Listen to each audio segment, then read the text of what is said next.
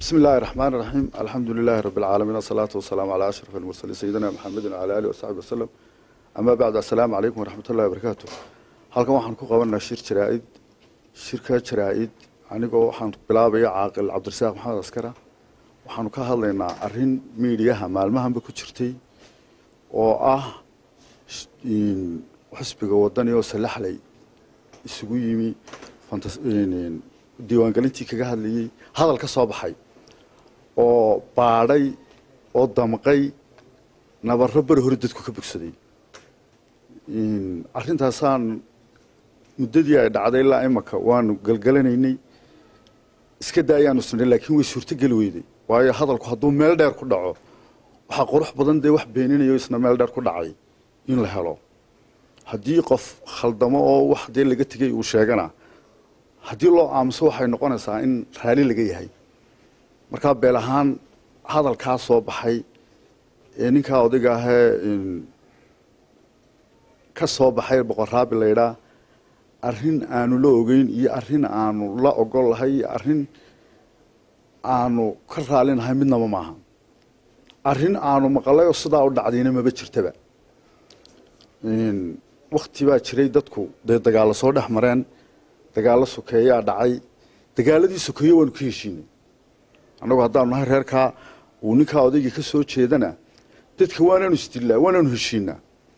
calooshana waxba kuma hayno arrintaa uu ka hadlay arrin horta annaga noo taalba maaha soomaali nin baa la yidhi waryaahe hebel wuu ku caayay dee muxuu caayo col baabanu nagu yidhi horta meesha waxaaba dhacay dee dagaal baa dhacay dagaalkaasina anigu waxaban aaminsanahay inuu dagaal habana annagu haddaanu nahay garxajis halaysuba kaaga tago oo dadka intii kale haysuba kaaga tagta waxaban aaminsanay dagaal waddanka hagaajiyey inuu yahay xamar reerun baa istilaya haddii reerun laysugu tegi lahaa oo inta kale isugu tegi lahayd sideennu degi lahaa markaa waaba laga faa'iidey runtiina in imaka la baadhbaadho ilama qurux badna arrintaasi aad baanu uga xunnahay inay soo baxdo waxaa kaloo ay dhib ku noqonaysaa ololahan iyo doorashadaynu wadno war dadku hadduu qabiil noqdo oo anigu aan garxajis noqdo oo ninkii iga soo horjeeda awal noqdo oo kulmiye iyo loo kala codeeyo aniga waxay ila tahay waxay faa'iido ka tabe inaanay jirin xisbiyada haddaba midh baa yar mushkilada ninkaasi waa nin qura waanu khaldamay hadalkaasi waxaa qurux badnayd xisbiga wadani maadaama uu meesha dee isagu joogay oo musharaxii joogay hadalkaa in halkaa lagu xidhaaba ahayd oo lagu joojiyo oo aan saxaafadda la gelin mid baan aad u dhaliilayaayoo xisbiga wadani anigoo aan siyaasad uga faa'iidaysanayn waa xisbi qaran anigu runtii markaan anigu shakhsiyan iska hadlo xisbigaa wadani xisbiga kulmiye inuu helaabaan jecelay laakiin xisbiga wadani hadduu helana wax alaali waxaan ka qabaa ma jiro wax ilaahay qoraydeed markaa anigu madax dhaqameed baan hoo inaan ku talax taga arrimaana ma fiicna xisbigaa wadani arrintaa wuu ku khaldamay xisbidhani markuu khaldamana haddaan loo sheegin oo aan nabarka la taaban waxay ila tahay wax hagaagayaa ma jiraan xisbiga wadani somalilan oo dhan bacod uga baahan yihin xisbiga wadani de garxajis maaha haddii lagu ololeeyo 94kiiba waxaa la yeelay dhulka garxajisku dego qolada kalena waxay ku ololeyn doontaa 94kii garxajis baynu iska soo horjeednay faa'iidaba dawa maaha marka aniga waxay la tahay qoladan kalena faa'iido maaha war waxaa la soo dhaafay ee dadku ka bogsaday annagu haddaanu garxajisnay waana lala dagaalamay waa run waxaa dagaalka madaxu ahaa allah u naxariistay maxamed xaaji ibraahim cigaal markii heshiiska la qaatay ugu horreysay ee aanu magaalada nimi haddaanu garxajisnay waxaanu dib u dooranay maxamed ibraahim cigaal annagu markaa iyadoo nabarradiiba nagu yaallaan baanu dib u dooranay maxamed ibraahim cigaal annagu markaasaan horta dadka saamaxnay maanta hadalkaasi noomaba yaallaba sababta ay tahay ninkiina laba dagaalamay baanu isagii ugu celinoo nidhi maantana isagaa haysanaya dadkii aanu ka cabanaynayna muuse ka mid buu ahaa abtaanu unay maxamed ibraahim cigaal ka mid buu ahaa waanu dooranay abtaanu unay siiraanyahan madaxweynihii ka mid buu ahaa hadalluu yidhi waa nin de isaaqahoo somalilanna saleebaan gaal ka mid buu ahaa in mid un la hayaa meesha ma leega marka waxaan leeyahay waana laysdilay waana laysa saamaxay haddii aanu annagu baadhna hadalladii xumaayanu dadka ku nidhi ee dhinac ayagan yidhi waaba lagu kala guuri markaa waxay ila tahay waxaas in la baadho maaha wakhti xun bay ahayd ilaahay baa intan ka waday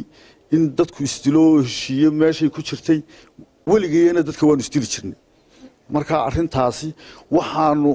ka raali gelinaynaa ummadda Soomaaliland ee dhigaheeda ku dhacday ayaanu ka raali gelinaynaa waxaanu u sheegaynaa inaanaan anagu boqorraabi arrintaa la qabin waxaanu ka raali gelinaynaa musharaxa madaxweyne xisbiga kulmiye oona ahaan waxa in la soo qaadaba anigu sidaasna hadal sidaasina totally maba jiraba hadal sidaa u dhacay uu yidhina maba jiraba marka waxaan shirkan jiraayadu qabanay caynka nimayo dadku waxaan leeyahay imaka afartii madaxweyne waddanka soo maray ee hore mid waliba waxbu kordhiyey kaymaka la doortaana waxunbuu kordhin ninkii ugu horreeyey wuxuu ahaa cabdiraxmaan axmed cali waddankuu xoreeyey kii ku xigay iyadoo waddanku deglaaya maxamed ibraahim cigaal buu ahaa waddankii baa ku degay madaxnimadiisii kii ku xigay wuxuu ahaa daahir yaale kaahin gobollada galbeedkoo shakisan baa arkay inay madaxweyne noqon karaan oo Somalilandtii niyadda geliyey kii ku xigay wuxuu ahaa siiraanyana reerkoodu ama bariga burco waxa la oran jiray waa dad dabeecad adag waxa dulqaadkii bay ku barteenba anigu inta imka siiraanya toogay waa la caaya wali nin reerkaas oo ka jawaabay buur madow aan 2-3 goor arkay maalin walba madaxweynaha waa la caay dulqaadkii bay ku barteen bariga hore waxa la oran jiray dagaalkoodu waa 5 marar madaxweynaha imka la doortana waxa ila tahay isna waxbu bedeli doonaa marka waxa ila tahay warnimayo aan iska dayno uqdada iyo naxliga hadaynu nahay reerka leynaguma aqoon meynaan aqoon hebataynta meynaan aqoon dadka hadaynu istilo hebel baan istilo waligee waan haynayna arrinta sidaasaan anigu shirka jiraayad saasoo ahaa waxaan ka raali gelinayaa qof kasto ee gaadhay mar koowaad iyo mar labaad iyo mar saddexaad waxaan u leenahay anigu dadkii waanu cafinay madaxweynaha musharaxa Muuse Biixina cid uga cod badan kartaa meesha ma jirto waan dooranaynaa ummadan baa dooranaysa 3 meelood baanu ahayn garxaj sadaanay 2 meelood baanu ahayn qoladii dagaalamaysa baa ahayd qoladii naga soo horjeeday dhinacan kale ka soo jeeday ahayd gudoomiye waxaanu ka nacbayn baa ninkaanu dagaalameynay kii naga soo horjeeday nagaga haray dawladda gudoomiyahan imaka xisbiga wadani rigi naga soo horjeedan dagaalka ba ogolayn ayuu ahaa aanu kaba nacmayn la dagaalameynay kaaba waanu saamaxnay oo ninku markaad isku reertiina la wada dilo waxaad jeceshay inuu ku soo raaco kaaba waanu saamaxnay maxaanu ka hadlaynaa keen istilaynayba intaasaan ku daraya marka gudoomiyin boqorraabi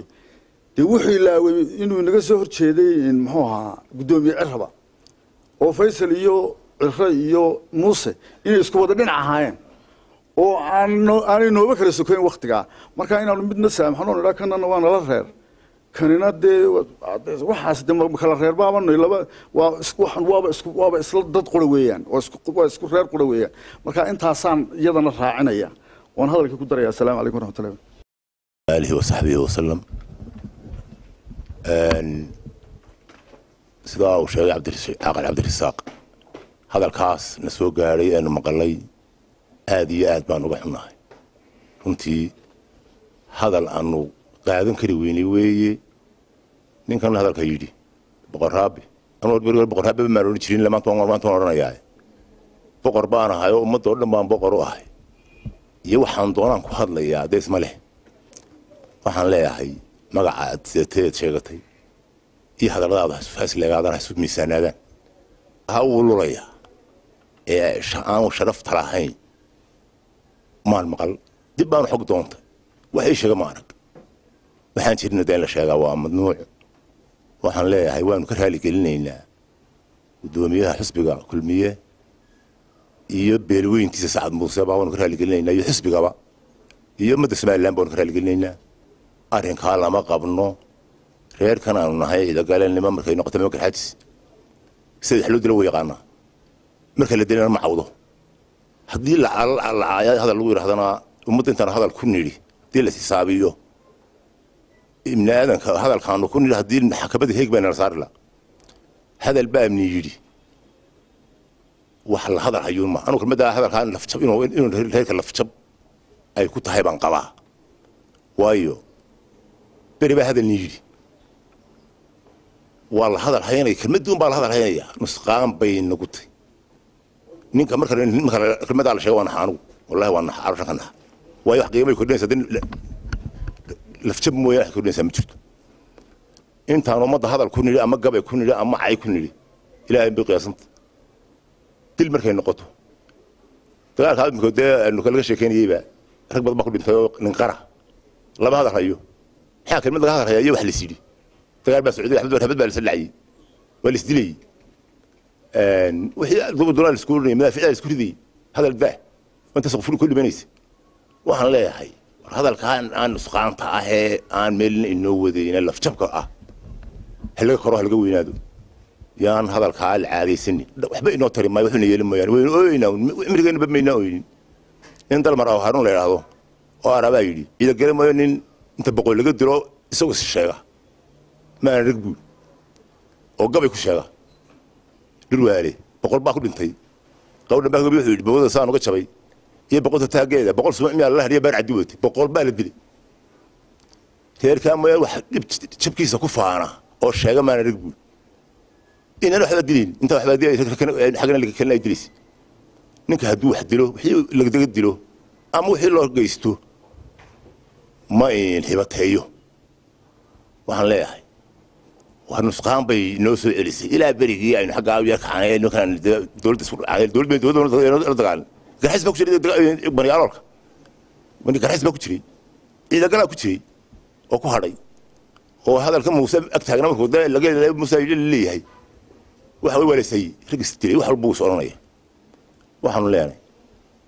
توريد ميل بيكون على دواقنا ميل دير هذا كان كصوب حيوان وكره اللي قلنا أمته آدي آدنا ونقحنا هاي والسلام عليكم ورحمة الله وبركاته. waxaa halkan ka hadlaya Aqal Jaamac Muuse Yuusuf shirka jaraa'id aanu ka hadlayno waxa weeyi dadka ciida gale marka aanu nahay garxajis aan ahaane cabasho ma naqaana anagu dadka waanu istilaa waanaanu heshiina marka waxa weeyi afxumadu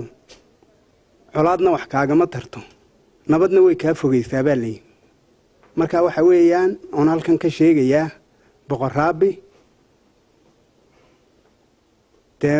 magacaaga iyo waxa aad ku hadlaysaa wax iswaafaqa maaha isumana dhawa hadallada qaarkood haddii qof uu yidhaaho wax la soo qaata maaha waxaasu wax reerku dhaqan u lahaa maaha inuu waxaasoo kale ka jawaabo haddii cidi ku jawaabtayba anuu maan maqal oo cidi kumay jawaabin baa layihin laakiin haddii lagu jawaabayba dee jawaabteedii maantana ma taagna afkeenniina maaha markaa waxaan leenahay arrintaa dadka Somaliland waa ka raali gelinaynaa waxana weeyaan haddii dhegta la gooyo daloolka hadhaa layihin ishuna meel dhow bay ku dhacdaa dhegtuna meel fog baa la yidhi markaa waxaan leenahay arrintaa waxaanu la qabna maaha waxaanu ka midaysanay maaha boqorkana boqor raabi weliba anagu reerkii maalintii waan maqnaa anigu iyo la dooranayay dadkii u ciyaarayay sharaxay baanu ahay dee markaa boqor waxaan ku leenahay musharaxaagii iyo doorashadaadii iyo boqornimadaadii dee waxa aad ku hadlayso yacni carruurta yaryar baan ku hadli markaa waxa weeyi boqor marka aad sheegatay ummadoo dhan baad boqor u tahay inaad waxaa ku hadasha markaa munaasibkaaga maaha annana waxna na qabta maaha boqornimadaadana wax qabta maaha arrintaa markaa waxa weeyaan dee boqornimadaada iyo isma laha jawaabta aad ku jawaabtay waanu ka raali gelinaynaa markaa hadday dawladda tahay hadday dadweynaha tahay aad iyo aad baanaanu uga xunnahay wasalaamu calaykum waraxmatullaahi wabarakaatu